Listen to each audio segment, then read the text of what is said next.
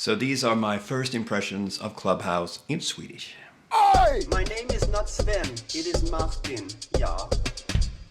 Så första gången jag hörde talas om Clubhouse var kanske för 2-3 veckor sedan när min vän Lisa Murray postade om det i en grupp som hon har. Och jag trodde att det var någon form av del av den gruppen så att säga. Jag förstod inte att det var en app liksom vid sidan om.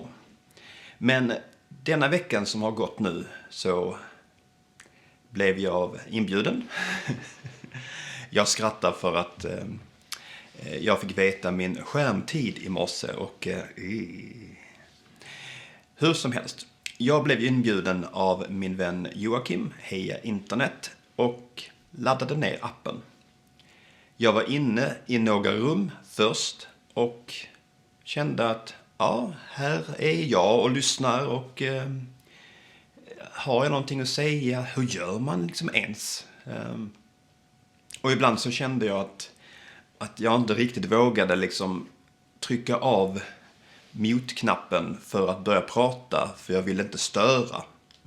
Men någon dag senare så hamnade jag i ett rum med några personer. Ett litet rum där moderatorn aktivt bjöd in mig att säga vem jag var och vad jag tyckte om ämnet. Och plötsligt så kändes allting mycket lättare.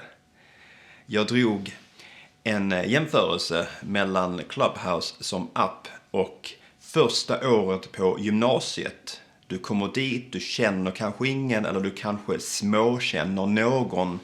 Men du vet inte riktigt var du hör hemma, så du flyter lite grann mellan de coola kidsen och liksom nördarna och alla människor.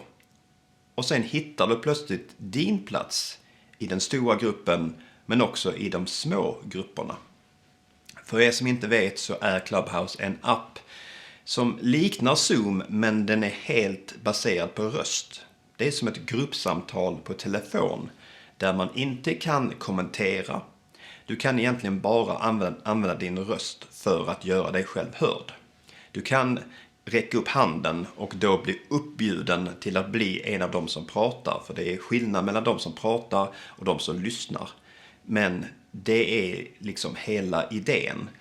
Och jag kände nu första veckan att i och med att min fru jobbar ganska långa skift och är borta större delen av dagen, att det var ganska skönt att bara få hänga med folk i appen. Och jag har varit med i så många rum, i så många samtal. Vi har pratat om att vi ska se Sound of Music tillsammans och liksom ha sing-along. Och dagen efter får vi veta att en av skådespelarna från den filmen, Christopher Plummer, hade gått bort. Jag har varit i samtal där vi har pratat om att ha svart bälte i dating. Vi har pratat om vad kommer det här att leda till? Hur är det att lära känna folk via en app som är baserad på röst? Jätteintressanta samtal. Och i och med att det var Melodifestivalen som är Sveriges uttagning till Eurovision Song Contest och jag var hemma själv på grund av pandemin, så var det helt underbart att få titta och reagera tillsammans med andra människor på appen. Så jag vet inte, appen är ju ganska ny för de flesta av oss. Den har funnits i beta-version tidigare, men här i Sverige så är den för många väldigt, väldigt ny.